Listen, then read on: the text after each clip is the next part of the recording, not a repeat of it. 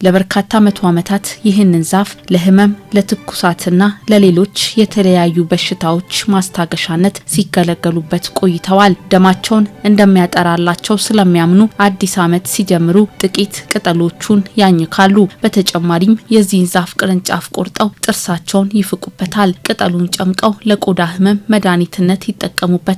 ሰውነታቸውን እንዲያጠነክርላቸውም እንደ ሻይ አፍልተው ይጠጡታል። ከቅርብ ዓመታት ወዲህ ሳይንቲስቶች ለዛፉ የተለየ ትኩረት ሰጡ። ለሁለት አስርት ዓመታት የተደረገው ምርምርና ጥናት ይህ ገና በስፋት ያልታወቀ ተክል ለድሆችም ሆነ ለበለጸጉ ሀገራት በብዙ መስኮች ከፍተኛ ጠቀሜታ ሊያስገኝ የሚችል ስለመሆኑ ተስፋ የሚሰጥ ውጤት አስገኝቷል። ከዚያም በላይ እግሩን ዘርግቶ የሚጓዘው አስደናቂው ተንቀሳቃሽ ዛፍ ለዓለም ይፋ እንዲሆን መነሻ ምክንያት ሆኗል።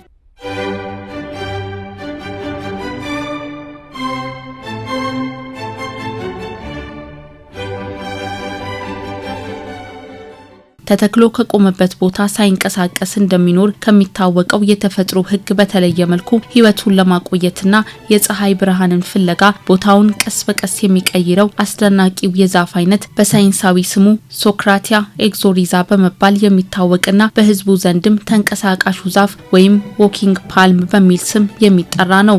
ይህ እጽዋት በዋናነት በላቲን አሜሪካ በተለይም በኢኳዶርና ኮስታሪካ እርጥበታማ የዝናብ ደኖች ውስጥ ይገኛል።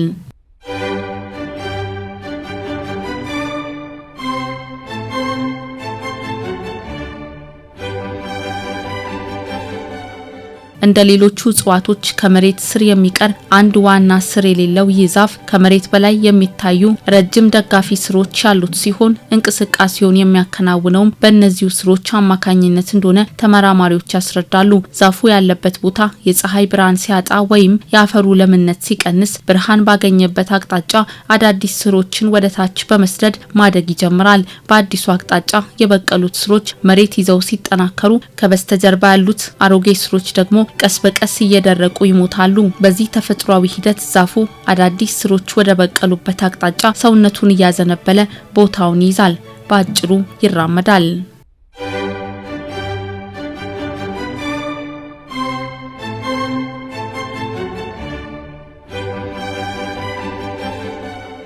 ምንም እንኳን እንቅስቃሴው በቅጽበት ባይን የሚታይ ባይሆንም ዛፉ በአመት ውስጥ ከ10 እስከ 20 ሴንቲሜትር ድረስ ከተተከለበት ቦታ ወደ ሌላ ስፍራ ሊዛወር እንደሚችል ጥናቶች ይጠቁማሉ።